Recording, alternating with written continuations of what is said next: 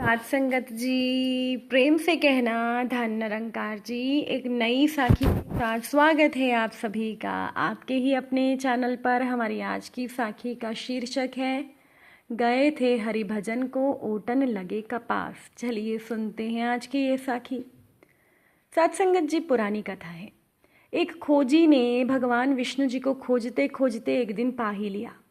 उनके चरण पकड़ लिए। बड़ा आनंदित था वो। उसको जो चाहिए था वो मिल गया था। खूब खूब उसने धन्यवाद दिए विष्णु जी को और कहा कि बस एक बात और, मुझसे कुछ थोड़ा सा काम करा ले, अपनी कोई सेवा करा ले। आपने इतना दिया, जीवन का परम उत्सव दिया और अब यह परम जीवन भी दिया। इसलिए हे भगवान, मुझसे थोड़ी सेवा करा ले। मुझे ऐसा ना लगे कि मैं आपके लिए कुछ कर नहीं पाया, आपने इतना किया। मुझे थोड़ा सा सौभाग्य तो दे दें। मैं ये भी जानता हूँ कि आपको किसी भी की भी ज़रूरत नहीं है, किसी बात की ज़रूरत नहीं, लेकिन मेरा मन रह जाएगा प्रभु। मेरे मन में ये आएगा कि मैं भी प्रभु के लिए कुछ कर सका। तो इतनी बात सुनने के बाद भगवान विष्णु जी ने कहा कि तुम कर सकोगे? करना बहुत कठिन होगा। लेकिन जो भगत था वो जिद पर अड़ा रहा। तो भगवान ने कहा ठीक है, मुझे प्यास लगी है। साथ संगत जी, अब आप खुद ही सोचिए, क्षीर सागर में तैरते हैं विष्णु जी, वहाँ कैसी प्यास।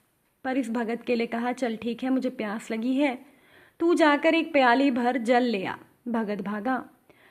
साथ संगत जी, आप भी कहोगे कि क्षीर सागर था, वहीं से भर लेता।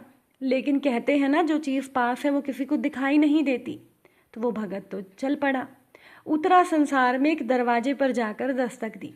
एक सुंदर सी युवती ने दरवाजा खोला। भगत ने कहा देवी, मुझे एक प्याली भर जल चाहिए, मिल जाएगा? उस युवती ने कहा आप आए हैं ब्राह्मण देवता, अंदर विराजे, मेरे घर को धन्य करें। ऐसे बाहर बाहर से ना चले जाएं।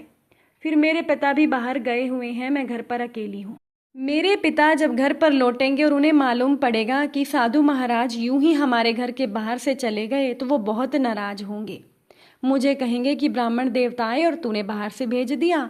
नहीं नहीं महाराज, आप अंदर आइए। एक क्षण को तो ब्राह्मण देवता डर गए कि युवती है, सुंदर है, अति सुंदर है। ऐसी सुंदर स्त्री उन्होंने देखी नहीं थी। विष्णु जी भी एक पल के लिए उस साधु महात्मा को फीके मालूम पड़ने लगे। अब विष्णु जी के फीके हो जाने में देर कितनी लगती है। ऐसे दूर का सपना मालूम होने लगे तो भगत घबराया, डर गया। घबराया इसलिए कि वो तो भगवान को ही एक पल भूलने लगा। आवाज दूर से दूर होने लगी। उसने कहा नहीं नहीं। साधु महात्मा के माथे पर पसीना आ गया, लेकिन युवती नहीं मानी। उसने तो हाथ ही पकड़ लिया ब्राह्मण देवता का कि आप अंदर आए, भीतर आए, मैं ऐसे ना जाने दूंगी। युवती का हाथ पकड़ने की देर थी कि ब्राह्मण देवता के विष्णु जी तो बिल्कुल ही विलीन हो गए। वो युवती ब्राह्मण देवता को अंदर ले गई। उसने कहा जल तो आप ले जाएंगे, लेकिन पहले स्वयं तो जलपान कर लें। तो युवती ने नाश्ता करवाया, जल पिलाया। एकांत उस युवती का सौंदर्य है, उस युवती का भाग भाग कर ब्राह्मण देवता की सेवा करना। तो विष्णु जी तो धीरे धीरे ब्राह्मण देवता की स्मृति से उतर ही गए। कभी बीच बीच में ब्राह्मण देवता को याद आ जाती कि भगवान बेचारे प्यासे होंगे। फिर सोचा ठीक है, भगवान को कैसी प्यास, वो तो उन्होंने मेरा मन रखने के लिए यूं ही मुझे ये काम कह दिया, वरना भगवान को तो क्या ही प्यास लगती होगी। ऐसी तो कोई जल्दी है नहीं, एक पल और रुक जाता हूँ। और युवती ने जब निमंत्रण दिया कि जब आप आ ही गए हैं, मेरे पिता थोड़ी देर में आते ही होंगे, उनसे भी मिलकर जाइएगा, तो वो ब्राह्मण देवता तैयार हो गए। युवती सेवा करती रही। युवती का सौंदर्य और रूप ब्राह्मण देवता के मन को मोहता रहा। शाम हो गई, युवती के पिता नहीं लौटे।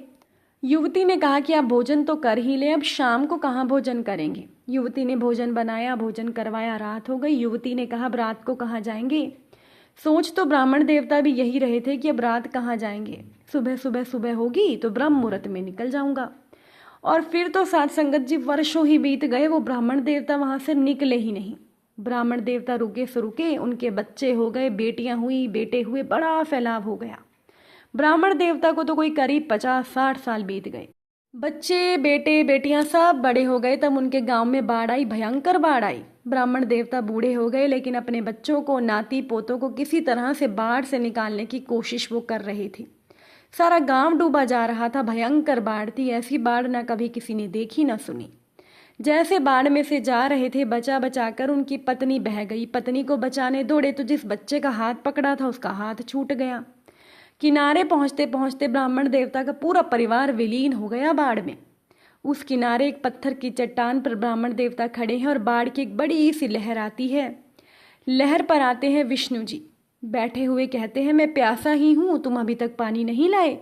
मैंने तुमको पहले ही कहा था कि तुम मैं जो काम बताऊंगा वो कर नहीं सकोगे, लेकिन तुम संसार छोड़कर भागे थे। जो छोड़कर भागता है उसका आकर्षण शेष रहता है। साथ संगत जी, ये साखी बहुत प्यारी है, क्योंकि तुम संसार छोड़कर भागे थे, संसार से जाग कर ऊपर नहीं उठे थे। संसार की तरफ आंख बंद करके भागे थे, तो छोटे से काम के लिए भी संसार में जाओगे तो उलझ जाओगे। लेने गए थे जल और सारा संसार बसा लिया। गए थे हरिभजन को ओटन लगे कपास, और फिर जब कोई कपास ओटता है तो ओटता ही चला जाता है। कपास का ओटना तो ऐसा होता है जो कभी पूरा होता ही नहीं है। साथ संगत जी, अगर कोई संसार की मोह माया में फंसता है तो फिर वो उलझ कर ही रह जाता है। ये माया तो महाठगनी है। कोई पुत्र मोह में, कोई धन के मोह में, तो कोई सुंदरता के मोह में फंसा है। सब जानते हैं कि अंत समय में ना पुत्र, ना जमीन, ना मकान, ना दुकान, ना सगे संबंधी, ना धन दौलत काम आएंगे। अंतिम सत्य तो केवल मृत्यु है। फिर भी हम माया मोह में अंधे हो रहे हैं, दुखी हो रहे हैं। दूसरों के सुख को देखकर और दुखी होते हैं।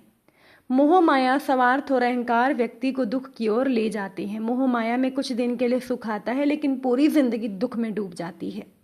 भगवान श्री कृष्ण जी ने गीता में कहा है कि मनुष्य को मोह माया से दूर रहना चाहिए, क्योंकि जब मनुष्य मोह माया में फंसता है तो मनुष्य का मन विचलित हो जाता है।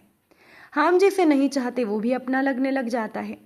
धीरे धीरे प्यार इतना बढ़ जाता है कि हम उसे छोड़ नहीं पाते। सृष्टि के निर्माता ने मनुष्य को निर्विकारी, सरल और संतुष्ट जीवन यापन हेतु उत्पन्न किया, परंतु संसार सागर में वो मोह माया में उलझ कर रह जाता है। हमें सब प्रकार की इच्छा का त्याग करके एक परमात्मा की प्राप्ति के लिए निस्वार्थ भाव से ईश्वर का ध्यान करना चाहिए। नहीं तो मोह रूपी दलदल का तो कोई अंत नहीं है। इस दलदल से कोई बाहर नहीं निकल सकता। कबीर जी ने कहा था कि जैसे पंख होते हुए भी चतुर तोता पिंजरे में फंस जाता है, उसी प्रकार मनुष्य भी मोह माया के चक्र में फंसा रहता है, जबकि मनुष्य की बुद्धि में ये बात पहले से ही विद्यमान है कि संसार मिथ्या है। कृष्ण रूपी परमात्मा को पाने के लिए जब सुदामा रूपी जीवात्मा बेचैन हो जाती है तो उसे मोक्ष मिल ही जाता है। स्वयं के मूल का बोध हो जाना ही माया से मुक्ति का मार्ग है। जिस क्षण इसका बोध हो गया उसी क्षण जन्म माया मोह से मुक्त हो जाता है। साथ संगत जी, अगर आज की ये साखी आप सभी को अच्छी लगी हो, वीडियो को लाइक शेयर ज़रूर कर दीजिएगा। आप सभी से फिर मुलाकात ज़रूर होगी नई साखी और नए विचारों के साथ। तब तक के लिए आप सभी खुश रहिए, सेवा सिमरन सत्संग कीजिए, सद्गुरु माता जी के चरणों से जुड़े रहिए। प्रेम से बोलिए धन निरंकार जी।